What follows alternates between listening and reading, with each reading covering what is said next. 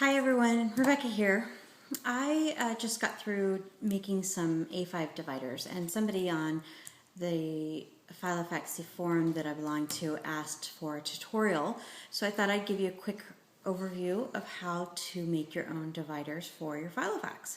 So some supplies. You're going to need cardstock paper that you can buy at Michael's.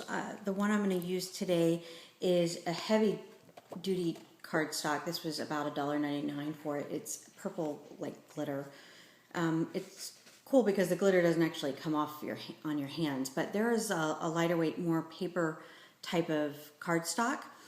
However, you're going to need to laminate those because they're a little bit flimsy. They are more like paper. So I recommend that if you're going to use that type of cardstock that you have a laminator, or you take it to your office supply store and have them laminate it. For today though, I'm using a really heavy duty cardstock, so I am going to use that. You'll need some sort of guide, such as a template. I already made a template using some of the dividers that came with the Filofax. So the one I'm using is actually an older one. It has a bigger tab. And the reason why I'm making it is because I put these rub-ons that I don't really care for. So I'm replacing this one with the new one. You'll also need a pencil to draw the template outline. You'll also need either a paper trimmer, similar to this one. Because this cardstock is a heavier duty one, though, I'm going to actually be using good old-fashioned scissors. But for regular cardstock, you can get by with this. So the last thing that you're going to need is your 6-hole punch or a hole puncher. You can use the single individual style if that's what you have on hand. So I'm going to bring the camera down so you can see what I'm doing on this video. So let's bring it down.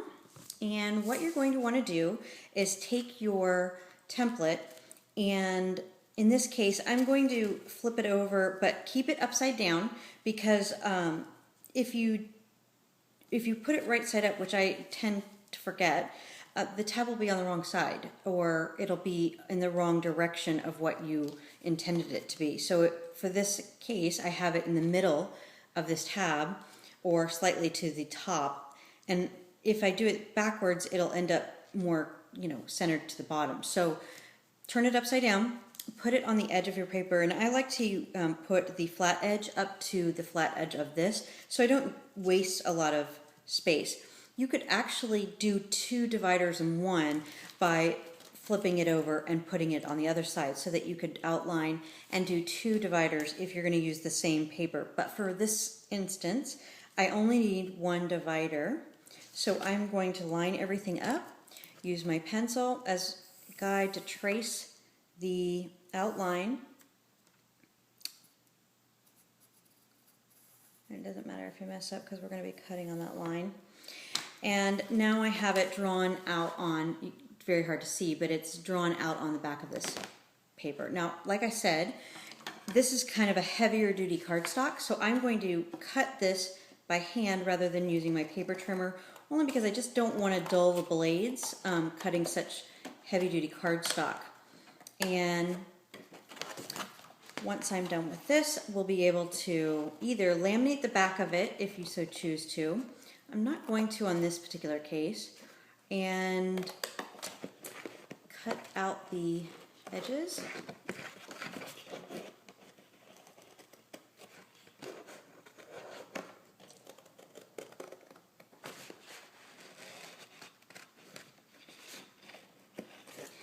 Then I'll flip this over and cut from the other side.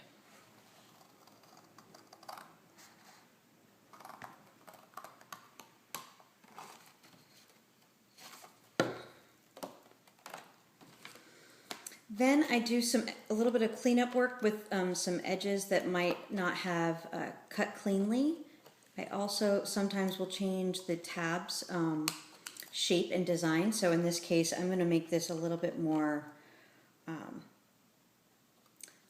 straight of a line. So I've cut the edge. Now I'm going to cut into it to get that piece off. And there you have it. So I now have a divider, which I see that I've kind of messed up just a tiny bit, this edge of paper. So I'm just going to trim it just slightly.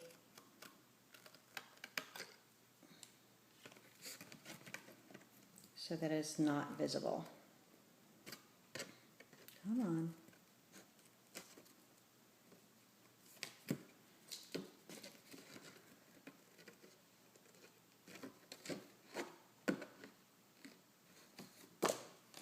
I can hold it right.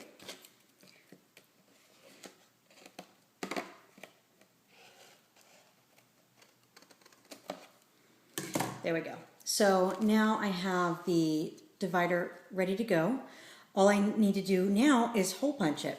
So what I like to do is I take an existing divider.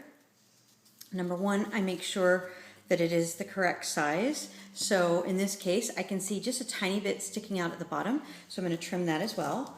And then I'm going to use that hole punch on the paper as a guide in my hole punch that I have. So, and I'll explain in just a second while I trim the edge of this.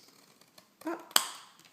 Okay, so now I have a better view of the holes and if they're lined up. So I'm going to take the hole punch, slide this out of the way, and I'm going to check to make sure that the holes for the paper are lining up with the holes that are in here. I like it to do that just so that it in fact is how this already sits in the planner. I want it to match exactly. So that's why I slip in the extra piece. That way I know it's going to hole punch. So I'm going to go ahead and do that.